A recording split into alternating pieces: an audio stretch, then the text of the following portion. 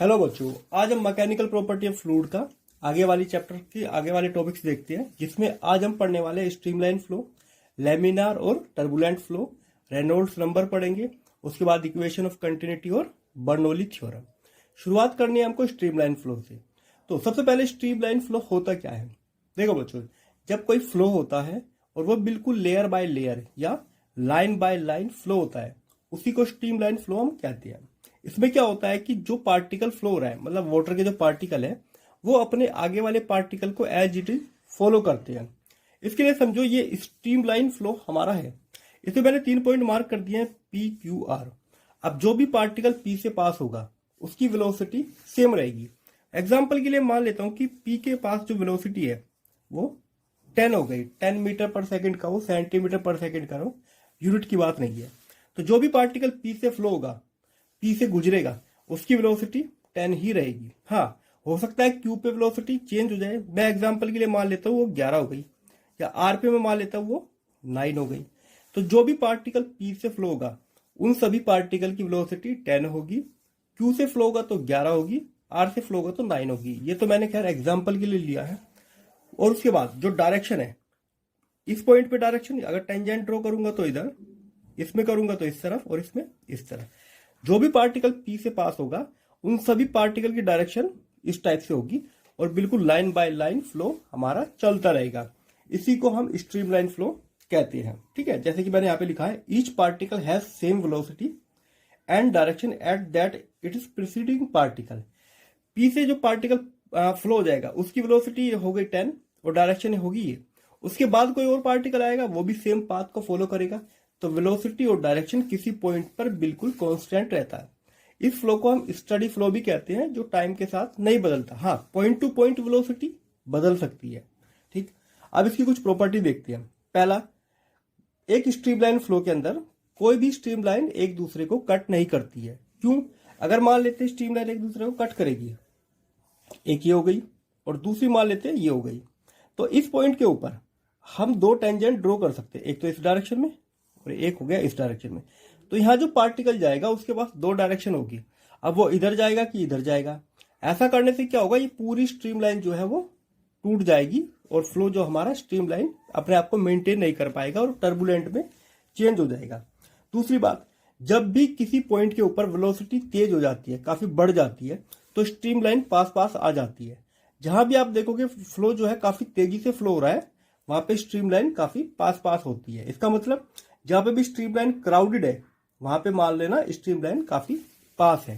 ठीक है, तो जब पानी बहुत तेजी से फ्लो होता है तो उसकी यहां तक की थिकनेस भी चेंज हो जाती है। अगर आप रियल में इसको देखोगे तो आपको किसी नदी या किसी नहर वगैरह कैनाल में जाके देखना पड़ेगा। ठीक है, अब बात करते हैं लैमिनार और टर्बुलेंट फ्लो की। फ्लो को 2 कैटेगरी में डिवाइड किया गया है, लैमिनार फ्लो और टर्बुलेंट फ्लो। अगर फ्लो जो है वो लेयर बाय लेयर जा रहा है, मान लेते हैं कि पाइप के अंदर फ्लो है। अब क्योंकि ये जो है ये लेयर पाइप से कनेक्टेड है, तो यहाँ पे थोड़ा बहुत फ्रिक्शन तो लगता ही है, तो इस लेयर की स्पीड जो होगी वो थोड़ी कम होगी। ठीक है, बीच में वेलोसिटी ज्यादा होगी। वैसे हम इसकी मीन वेलोसिटी ले लेते हैं। पर अगर फ्लो यहाँ पे लेयर बाय लेयर चल रहा है, इसका मतलब क्या है, जो इस फ्लो की वेलोसिटी है वो इसके क्रिटिकल फ्लो से कम है। क्रिटिकल वेलोसिटी, हर फ्लो की एक क्रिटिकल वेलोसिटी होती है। अगर इससे कम वेलोसिटी रहेगी तो वो लैमिनार फ्लो रहेगा, इससे ज्यादा वेलोसिटी हो जाएगी तो वो टर्बुलेंट हो जाएगा। उसको कैसे कैलकुलेट करते हैं वो हम आगे देखेंगे।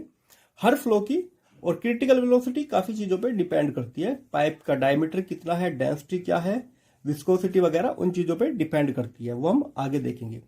अगर क्रिटिकल वेलोसिटी से ज्यादा वेलोसिटी हो जाए फ्लो की तो टर्बुलेंट फ्लो हो जाता है। और ये होती किस में है, मान लेते हैं जैसे कि आप जाते हो किसी फ्लाईओवर के ऊपर और उसके नीचे से अगर कोई रिवर फ्लो हो रही है, ये फ्लाईओवर का पिलर है। ठीक है, आप देखोगे स्ट्रीमलाइन ऐसे आती है, और क्योंकि यहाँ पे कर्व सरफेस फॉलो करेगी, उससे क्या होगा कि यहाँ पे स्ट्रीमलाइन घूमना शुरू हो जाती है और फिर फ्लो यहाँ पे घूमना शुरू हो जाता है।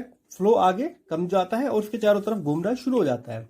ऐसा करने से क्या होगा, स्ट्रीमलाइन ब्रेक होना शुरू हो जाती है और फ्लो जो है टर्बुलेंट में कन्वर्ट हो जाता है।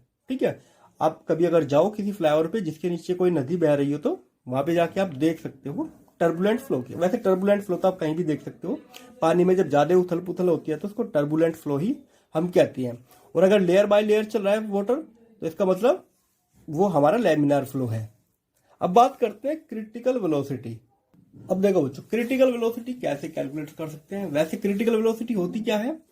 The velocity of liquid flow up to which flow is streamline and above which the flow is turbulent. मतलब अगर वेलोसिटी क्रिटिकल वेलोसिटी से कम है तो वो स्ट्रीमलाइन फ्लो होगा या लैमिनार होगा, पर जैसे ही क्रिटिकल वेलोसिटी से ज्यादा हो जाती है तो टर्बुलेंट हो जाता है। पर किसी पर्टिकुलर फ्लो के लिए हम क्रिटिकल वेलोसिटी कैलकुलेट कैसे करते हैं वो हम यहाँ पे डेराइव करेंगे। सबसे पहले एक पाइप ले लेते हैं, इसके अंदर वाटर फ्लो हो रहा है। अब इसकी डेंसिटी जो है वो है रो, ये उसकी विस्कोसिटी हो गई और इस पाइप की रेडियस हो गई आर। तो जो क्रिटिकल वेलोसिटी होती है वीसी वो डिपेंड करती है, ये तो कांस्टेंट हो गया, वो डिपेंड करती है तो विस्कोसिटी मतलब कि ए, डेंसिटी हो गई बी और रेडियस ऑफ पाइप सी। अब हमको इसको डेराइव करना है जैसे कि आपने पहले चैप्टर में किया था। सबसे पहले हमको इनकी डायमेंशंस लिख लेनी है। अच्छा, वेलोसिटी की डायमेंशन क्या होती है? एल टी माइनस वन, मतलब एम तो होगा 0, एल टी माइनस वन, क्योंकि ये वेलोसिटी है, हमको इसको डायमेंशनली करेक्ट लिख के दिखाना है। बात करते हैं विस्कोसिटी, इसकी होती है M L minus one T minus one, power हो गई ए। डेंसिटी होती है एम एल माइनस थ्री, तो ये हो जाएगा एम एल माइनस थ्री, ये हो गई पावर बी। रेडियस क्योंकि लेंथ को दिखाती है तो लेंथ पावर हो गई सी, ये हो गया M 0 L T minus one. चलो एम की पावर टोटल कितना हो जाएगी? यहां से ए, यहां से मिलेगी हमको बी। एल की टोटल पावर हो गई माइनस ए, माइनस के 3b और प्लस सी। टी की पावर हो जाएगी माइनस के ए। शुरुआत टी से ही करते हैं। माइनस ए की वैल्यू हो जाएगी -1, मतलब कि ए हो गया मेरा 1। ठीक है, अब इससे शुरू करते हैं, ए प्लस बी। इधर एम की पावर कितना है? 0, तो ए की वैल्यू आ गई माइनस बी के इक्वल। जब बी की जो वैल्यू होगी वो माइनस ए होगी तो बी कितना आ जाएगा? माइनस के 1। अब शुरू करते हैं यहां से। एल की पावर इधर कितना है? 1, और इधर एल की पावर हो गई माइनस के ए माइनस 3b प्लस के सी। वैल्यूज पुट कर देते हैं। ए की वैल्यू 1, इसकी वैल्यू -1 प्लस के सी, तो ये उधर चला जाएगा तो 2 माइनस 3, तो सी आ गया मेरा माइनस के 1। ठीक है, अब इस वैल्यू को उठा के मैं यहां पे पुट कर देता हूं, तो मेरा विस्कोसिटी क्रिटिकल वेलोसिटी आ जाएगी के, विस्कोसिटी की पावर है ए 1 हो गया, डेंसिटी की पावर कितना है? बी, और बी कितना है हमारे पास? -1, तो नीचे आनी चाहिए। ठीक है, आर की पावर -1, वो भी नीचे आएगी। तो किसी फ्लो की क्रिटिकल वेलोसिटी इस टाइप से निकाल सकते हैं, उसकी विस्कोसिटी डिवाइड बाय उसकी डेंसिटी और उसकी रेडियस, ये जो कांस्टेंट है। अब हम देखेंगे कि ये कांस्टेंट किसके बराबर होता है, ये रेनॉल्ड्स नंबर के इक्वल होता है, वो हम आगे देखेंगे। किसी फ्लो की वेलोसिटी कैसे निकालोगे? उसकी रेडियस, डेंसिटी और विस्कोसिटी। पाइप की रेडियस जितना ज्यादा होगी, मतलब जितना ज्यादा एरिया फ्लो के लिए अवेलेबल होगा, क्रिटिकल वेलोसिटी उतना ही कम होगी। ठीक है, डेंसिटी जितना ज्यादा होगी, ये फ्लो की क्रिटिकल वेलोसिटी भी उतना ही कम होगी। अब बात करते हैं रेनॉल्ड्स नंबर। देखो बच्चों, रेनॉल्ड्स नंबर में एक फ्लो है, डेंसिटी हो गई, विस्कोसिटी हो गई, डायमीटर हो गया डी। अभी हमने क्रिटिकल वेलोसिटी का एक फॉर्मूला निकाला था के, यहाँ पे थी हमारी विस्कोसिटी, डेंसिटी और यहाँ पे रेडियस। ठीक है, अब इस के की जगह हमको रेनॉल्ड्स नंबर रख देना है यहाँ पे, तो बाकी सारी चीजें उस तरफ जाएगी। बाकी इसी फॉर्मूले को कन्वर्ट करके जो रेनॉल्ड्स नंबर आता है हमारा, उसको लिखते हैं एन आर। ठीक है, एन आर, ये आर छोटा सा लिख लेना, ये हो जाएगा हमारा density, diameter, critical velocity divide by viscosity. ठीक, अब यहाँ पे हम रेडियस की जगह आर लेंगे, क्योंकि जो कांस्टेंट है उसकी वजह से ये वाली वैल्यू जो आएगी वो उसकी वजह से कन्वर्ट हो गई है। ठीक है, तो रेनॉल्ड्स नंबर होता है ये प्योर नंबर होता है जो हमको बताता है फ्लो किस टाइप का है। किसी भी फ्लो के लिए अगर एन आर की जो वैल्यू है वो लेस देन 2000, अगर 2000 से कम है तो फ्लो जो होगा वो लैमिनार हो जाएगा। ठीक है, अगर जो एनआर की वैल्यू है वो बिटवीन 2000 टू 3000, तो ये हमारा अनस्टेबल फ्लो हो जाएगा। ठीक है, अनस्टेबल होना शुरू हो गया। अगर ये मोर देन 3000 है तो हमारा फ्लो जो है वो टर्बुलेंट हो जाएगा। ठीक है, तो रेनॉल्ड्स नंबर किसी फ्लो का निकालते हैं और उसको फिर देखेंगे वो टर्बुलेंट है कि लेमिनार है। ठीक है, फॉर्मूला क्या है? Density, diameter of pipe, critical velocity और उसकी विस्कोसिटी। ठीक, अच्छा इसी के ऊपर एक क्वेश्चन करते हैं। एक फ्लो जो है, मान लेते हैं ये फ्लो है, इसकी जो क्रिटिकल वेलोसिटी है वो हो गई 6 सेंटीमीटर पर सेकंड। जो इसकी रेडियस है, जो इस ट्यूब की रेडियस है वो दी हुई है हमको 1 सेंटीमीटर। ठीक है, उसके बाद हमको विस्कोसिटी दी हुई है 10⁻⁻² पोइस, क्योंकि सब सीजीएस में है तो पोइस हमको लेना पड़ेगा। अब हमें बताना है कि नेचर ऑफ फ्लो क्या आएगा। वैल्यूज पुट कर देते हैं। एनआर हमको निकालना है, तो डेंसिटी वाटर की कितना होती है, सीजीएस में हम ले रहे हैं तो 1 आ जाएगी। ठीक है, डायमीटर इसका डबल हो जाएगा तो 2 हो गया। ठीक है, मल्टीप्लाई क्रिटिकल वेलोसिटी कितना है 6 और डेंसिटी कितना है 10⁻⁻², ये हो जाएगा 12 और ये ऊपर जाएगा तो 10⁻², मतलब कि ये कितना आ रहा है हमारा 1200। ये लेस देन कितना है 2000 से, तो फ्लो हमारा क्या है लेमिनार। ठीक है, तो ऐसे हम कैलकुलेट कर सकते हैं। अब चलते हैं इक्वेशन ऑफ कंटिन्यूटी। देखो बच्चों, पाइप है से फ्लो हो रहा है, यहाँ से वाटर एंटर करता है, यहाँ से निकल जाता है। यहाँ पे वेलोसिटी v1 है, यहाँ पे v2 है, एरिया a1 a2। इसको आप डेली लाइफ में भी देखते होंगे। मान लेते जैसे आप पाइप से पानी दे रहे हैं कहीं पे, और अगर आप पाइप को दबा देते हो तो वहां से पानी तेजी से निकलना शुरू हो जाएगा।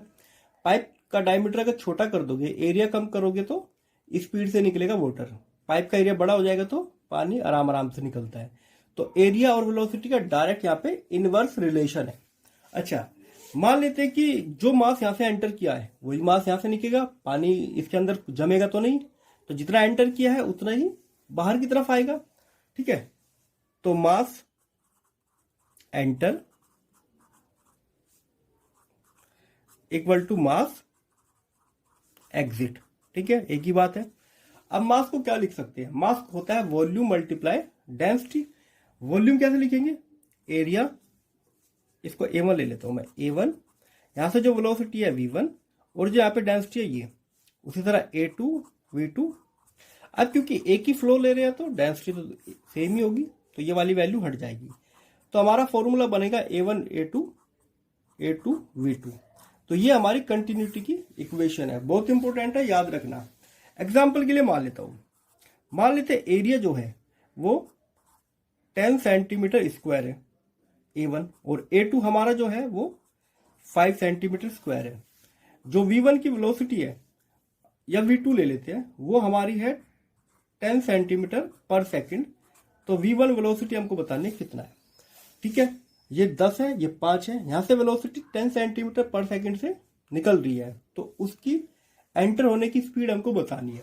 इसी फॉर्मूले में रखेंगे तो 10 मल्टीप्लाई v1, यहां से मल्टीप्लाई करेंगे 5 इंटू 10, तो 10 से 10 कट, वेलोसिटी हो जाएगी 5 सेंटीमीटर पर सेकंड। ठीक है, सीधी सी बात है। अगर एरिया आधा हो जाएगा, जैसे ये जो एरिया है इसका डबल एरिया ये है, तो वेलोसिटी आधी तो होगी, यहाँ 10 है तो यहाँ पे 5 हो गई। ठीक है, तो इंटरचेंज ये हो जाती है। एरिया जितना कम होगा उसी प्रपोर्शन में वेलोसिटी बढ़ेगी या कम हो जाएगी। ठीक है, अब इसी के बेस पे आगे चलते हैं। एक लिक्विड जब फ्लो होता है उसके अंदर कितना एनर्जी होती है। अब देखो बच्चों, कोई लिक्विड जब फ्लो होता है किसी पाइप के थ्रू, उसके अंदर एनर्जी होती है। एनर्जी को 3 पार्ट्स में हमने डिवाइड किया है। मान लेते यहाँ से एंटर करता है फ्लूइड और यहाँ से निकल जाता है। अब यहाँ से पहले तो आता है P1। P1 क्या है? वो प्रेशर जो कोई इसको फोर्स कर रहा है, या कोई मोटर वगैरह हो सकती है जो पानी को आगे की तरफ धकेल रही है। ठीक, दूसरा, वाटर इसके अंदर काफी तेज वेलोसिटी से फ्लो हो रहा है, कब वो हो जाती है काइनेटिक एनर्जी। तीसरा, ये अर्थ की सरफेस से किस हाइट पे है, उसको कहेंगे हम पोटेंशियल एनर्जी। ठीक है, तो ये 3 एनर्जी होती है। अब सबसे पहले निकालते हैं हम pressure energy. Pressure energy per unit volume. ठीक है, जो भी हम निकालेंगे वो पर यूनिट वॉल्यूम निकालेंगे, तो इसके लिए सिर्फ हमारा आएगा P।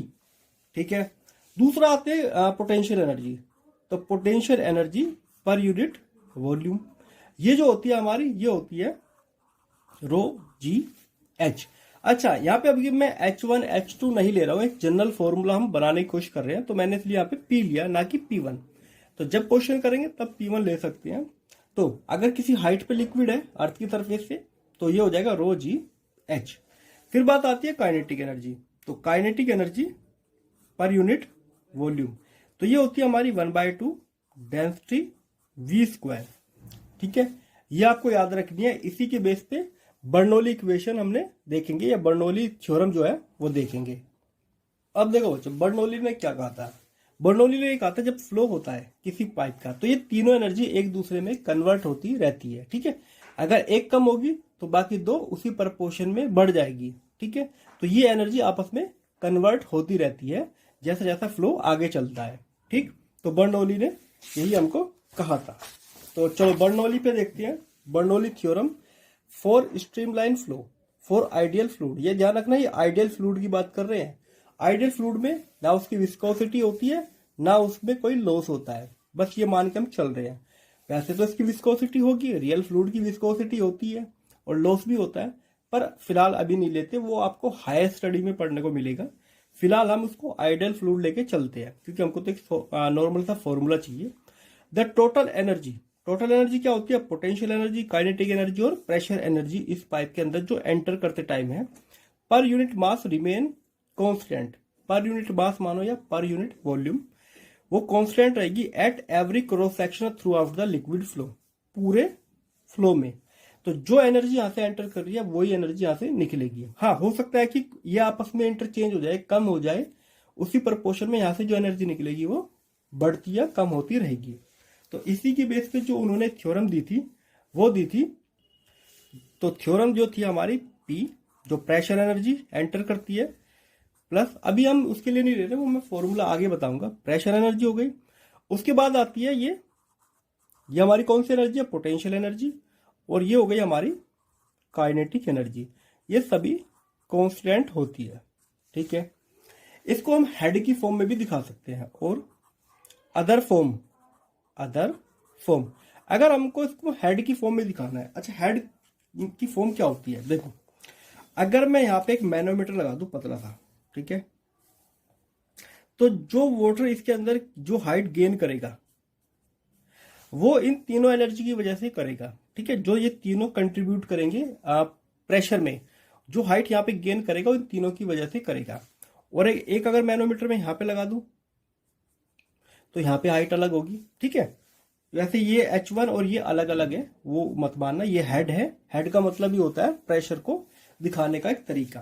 तो जब भी प्रेशर कैलकुलेट करते हैं किसी पाइप में तो मैनोमीटर लगा के ही करते हैं, जो हमने पहले पढ़ चुका है। अब हम क्या करेंगे, हम जो रो और जी इससे डिवाइड करेंगे पूरी इक्वेशन को। तो ये आ जाएगा P डिवाइड बाय रो जी, यहाँ पे आ जाएगा H, इसको डिवाइड करेंगे तो रो से रो कट जाएगी, तो ये आ जाएगा हमारा V square divide by 2G। ये वाली वैल्यू भी कांस्टेंट होगी। तो इसको इस फॉर्म में भी यूज किया जा सकता है, काफी जगह इस फॉर्म में भी इसको यूज किया जा सकता है।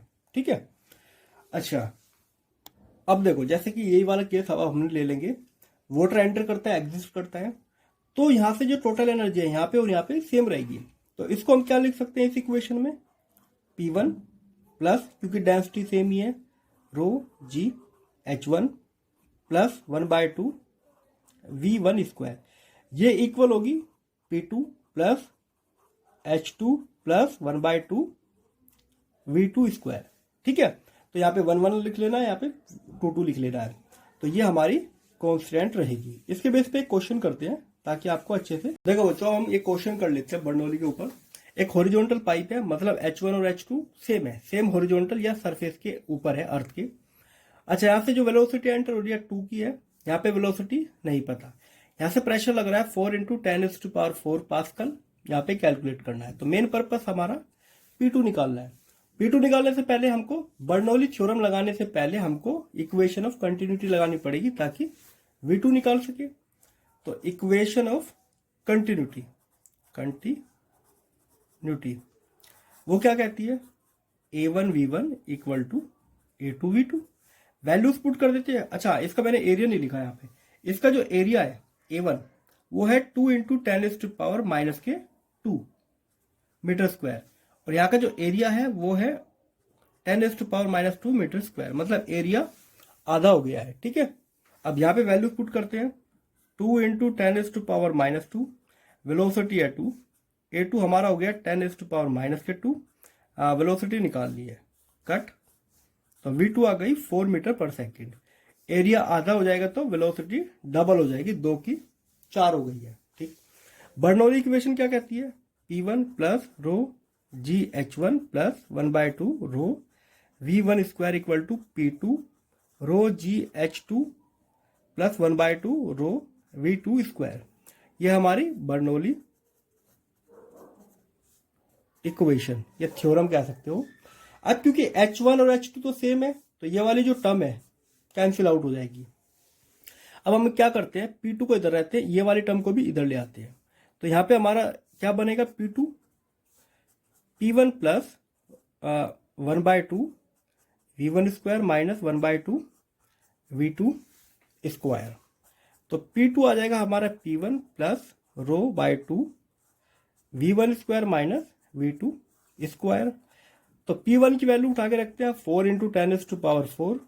डेंसिटी होती है लिक्विड की वाटर की 10⁻³ 2। V1 हमारी कितनी है? 2 का स्क्वायर और ये 4 स्क्वायर, तो 4 इंटू 10⁻³ प्लस 10⁻³ डिवाइड बाई 2। यहाँ पे कितना आएगा? 4 और यहाँ पे 16, तो बचेगा अंदर माइनस के 12। माइनस के 12 को डिवाइड करेंगे तो माइनस के 6 आ गया, यहाँ पे अभी 12 लिख लेते हैं, ठीक। अच्छा, इसको कट करेंगे। अच्छा, मैं यहाँ पे 10⁻³ कॉमन ले लेता हूँ, तो यहाँ पे आ जाएगा 40, ये माइनस आ जाएगा बाहर, 12 को कट करेंगे तो 6, तो यह आएगा हमारा 34 इंटू 10⁻³ या इसको लिख सकते हैं 3.4 10⁻⁴ पास्कल। तो P2 हमारा ये आ गया, ठीक है। अब यहाँ पे ध्यान से देखो, एरिया कम हो गया है, प्रेशर 4 था, 4 से कम होकर 3.4 हो गया, मतलब प्रेशर कम हो गया है, वेलोसिटी बढ़ गई है। यहाँ से आपको क्या पता चलता है? अगर वेलोसिटी बढ़ेगी तो मतलब प्रेशर कम हो जाएगा, ये ध्यान रखना, ठीक है। क्योंकि यहाँ पे वेलोसिटी 4 हो गई है 2 से बढ़ के, तो प्रेशर कम हो जाता है, यह ध्यान रखना। इसके एग्जाम्पल में, इसकी जो हम कुछ एग्जाम्पल देखेंगे उसमें काफी इंपॉर्टेंट है, जहाँ पे भी वेलोसिटी काफी तेज होती है वहां पे प्रेशर उतना ही ड्रॉप हो जाता है। सुनने में अजीब लगेगा पर ऐसा होता है। देखो बच्चों, जैसे हम कुछ एग्जाम्पल देखेंगे बर्नौली की एप्लीकेशन है। इसमें देखो, मान लेते हैं एक जो स्प्रे करने वाला होता है वो किस टाइप से काम करता है। यहाँ पे एयर भरी होती है, तो जैसे हम इसको दबाते हैं तो क्या होगा? वाटर यहाँ से जो भी है स्पार्कल बहुत तेजी से निकलेगा, ठीक। अब यहाँ पे वेलोसिटी काफी तेज है, तो यहाँ पे प्रेशर जो है इस पॉइंट पे P2 जो है वो काफी कम हो जाएगा, और यहाँ पे प्रेशर कम है, यहाँ पे प्रेशर ज्यादा है। यहाँ पे प्रेशर कितना है? जो यहाँ पे एयर है उसका, तो P1 जो है वो ज्यादा है P2 से, और प्रेशर जहाँ पे भी कम होता है उधर की तरफ ही लिक्विड मूव करता है, तो लिक्विड इसके अंदर से उठ के वापस से ऊपर चला जाएगा। सारे पंप इसी बेस पे काम करते हैं। आप हमारा जो ट्यूबवेल होती है वो क्या करती है? उसमें जो हमारा मोटर लगा होता है वो एक तरह का वैक्यूम क्रिएट कर देता है, मतलब प्रेशर को काफी कम कर देता है, एयर को बाहर निकाल के। उस प्रेशर की वजह से उस खाली जगह को भरने के लिए पानी ऊपर से जाता है और पानी फिर कंटिन्यू ऊपर आता रहता है, ठीक है। तो पाइप में वैक्यूम क्रिएट कौन करता है? या तो पंप करते हैं, इस केस में हम एयर के थ्रू कर रहे हैं, मैकेनिकली कर रहे हैं, ठीक है, हाथ से। तो ये जो लिक्विड इसके अंदर भरा है ऊपर की तरफ आता है, और जब भी हम स्प्रे मारते हैं तो यही होता है। यहाँ पे जो प्रेशर है वो कम हो जाता है, तो कम होने की वजह से लिक्विड उस प्रेशर को, उस खाली जगह को भरने की कोशिश करता है, ठीक है। तो यहाँ पे वेलोसिटी ज्यादा है इसलिए प्रेशर कम हो गया है। दूसरी बात, जब तूफान आता है, ये मान लेते किसी का घर है पुराने टाइप का है, इस टाइप से, तो जब इसके ऊपर से स्ट्रीमलाइन फ्लो होता है, एयर जो है वो भी एक फ्लूइड है, तो यहाँ पे वेलोसिटी जो है वो काफी ज्यादा है, जो वेलोसिटी है काफी ज्यादा है, तो यहाँ पे प्रेशर ड्रॉप हो जाता है, और यहाँ पे जो प्रेशर है वो ज्यादा है, मतलब कि P2 जो है ग्रेटर देन P1। तो जब ऐसा होता है, प्रेशर का डिफरेंस होता है, तो ज्यादा प्रेशर वाली चीजें जो है कम प्रेशर की तरफ जाती है, तो इसकी जो छत है वो उड़ जाती है। जब तूफान आता है तो जो घरों की छत उड़ती हुई आप देखते हो, उसी के पीछे यही कारण है, ठीक है। मतलब मोटा मोटा तौर पे तो यही कारण है, और भी हो सकते हैं। तो प्रेशर कम होने की वजह से हमेशा पार्टिकल जो है वो ज्यादा से प्रेशर से कम प्रेशर की तरफ मूव करते हैं। बात करते हैं एरोप्लेन की। एरोप्लेन उड़ते कैसे हैं? ये एरोप्लेन का विंग है, ठीक है। इसके नीचे एक मोटर लगी होती है, वो तो खैर आगे ले जाने के लिए होती है, पर ये ऊपर कैसे जाता है, इसको मैंने ऐसा बना लिया है। ऊपर का पार्ट थोड़ा कर्व ज्यादा होता है, नीचे का पार्ट कम कर्व होता है। ठीक, ऐसा करने से क्या होगा, मतलब हम इसको साइड से देख रहे हैं, प्लेन जा रहा है हमारा आगे की तरफ। अब क्या होता है कि इस कर्व पार्ट से जैसे स्ट्रीमलाइन फ्लो होती है, ठीक, तो यहाँ पे जो वेलोसिटी है काफी तेज हो जाती है स्ट्रीमलाइन की। तो यहाँ पे जो वेलोसिटी है वो काफी बढ़ गई है, तो यहाँ पे प्रेशर कम हो गया। यहाँ पे वेलोसिटी कम है, ठीक है, थोड़ी सी कम है उसके कंपैरेटिवली, और यहाँ पे प्रेशर क्या होगा, ज्यादा। यहाँ पे प्रेशर ज्यादा है, मतलब कि प्रेशर ऊपर की तरफ लगना शुरू हो जाएगा फिर, क्योंकि हमेशा कम ज्यादा से कम की तरफ जाता है, यहाँ पे कम है, इसीलिए हमारा प्लेन ऊपर की तरफ उड़ जाता है, हवा में स्टेबल रह पाता है, क्योंकि उसके नीचे प्रेशर कम है, प्रेशर ज्यादा है, ऊपर की तरफ प्रेशर कम है, तो ऊपर की तरफ प्रेशर लगना शुरू हो जाता है, इसलिए ये हमारा प्लेन उड़ जाता है। ये थी बर्नौली की एप्लीकेशंस। अब देखो बच्चों, एक और चीज, टोरिसेली थ्योरम बहुत इंपॉर्टेंट है, बड़ी लंबी चौड़ी सी थ्योरम है, पर मैं इसका एक सिंपल बताता हूँ। एक हमारे पास कंटेनर है, यहाँ पे हमने छोटा सा एक होल कर दिया है, इससे पानी बाहर की तरफ आएगा, ठीक है। अब यहाँ से जो वेलोसिटी आएगी ना, वो उतनी ही होगी अगर इतनी हाइट से, h हाइट से अगर कोई ऑब्जेक्ट को आप गिराओगे। समझो, अगर एक ऑब्जेक्ट है, अगर आप इसको h हाइट से नीचे की तरफ गिराओगे, तो यहाँ पे जो वेलोसिटी होगी उसकी, जो वेलोसिटी होगी वही यहाँ पे होगी। तो जब कोई बॉडी फ्री फॉल करती है h हाइट से, जो वेलोसिटी टकराने से पहले होती है उसकी, सेम इसी पॉइंट पे भी जो वेलोसिटी बाहर की तरफ जा रही है सेम है, समझे। तो एक तरह से समझो फ्री फॉल की वेलोसिटी के ही इक्वल होगा। अच्छा, इसको कैसे करेंगे, सुनने में थोड़ा अजीब सा लग रहा है, क्योंकि ये तो वाटर है, यहाँ पे फ्री फॉल है। इस पे यहाँ पे बर्नौली इक्वेशन लगाते हैं। 2 पॉइंट मैंने यहाँ पे मान लिए हैं, ए पॉइंट हो गया जो लिक्विड के अंदर है, और ओ पॉइंट हो गया जो लिक्विड के या कंटेनर के बाहर है। अब समझो, ए पॉइंट पे इसके ऊपर कितना लिक्विड है, h हाइट तक, ऊपर एटमॉस्फेरिक प्रेशर लग रहा है। तो अगर मैं बर्नौली इक्वेशन लगाऊं, बर्नौली इक्वेशन, तो ए पॉइंट के ऊपर टोटल कितना एनर्जी है, टोटल कितना प्रेशर है, वो हमको कैलकुलेट करना है। पहले तो आ गया पी एटमॉस्फेरिक की वजह से है, प्लस यहाँ पे जो पोटेंशियल एनर्जी है वो कितना है, या इससे ऊपर जो प्रेशर लगेगा इस लिक्विड का वो कितना है, रो जी एच प्लस के 0, क्योंकि यहाँ पे लिक्विड जो है इसके अंदर, यहाँ पे वेलोसिटी नहीं है लिक्विड की, वेलोसिटी कहाँ है, बाहर। थोड़ा कंफ्यूज मत होना, वेलोसिटी लिक्विड की बाहर है, ना कि इस पॉइंट पे, ठीक है। थोड़ा आपको अजीब लगेगा, आप सोचोगे कि लिक्विड तो फ्लो ही हो रहा है यहाँ से, पर ऐसा नहीं है, आपको बस मानना है कि ए पे वेलोसिटी 0 है। ओ की बात करते हैं। ओ के ऊपर प्रेशर तो एटमॉस्फेरिक ही है, यहाँ पे अगर बात करें, यहाँ पे जो प्रेशर लग रहा है वो भी एटमॉस्फेरिक लग रहा है। दूसरा, ये जो पॉइंट है इसके ऊपर कोई भी लिक्विड नहीं है, तो ये वाली वैल्यू आ गई 0, पर यहाँ पे काइनेटिक एनर्जी है, तो ये हो जाएगा 1/2 रो वी स्क्वायर।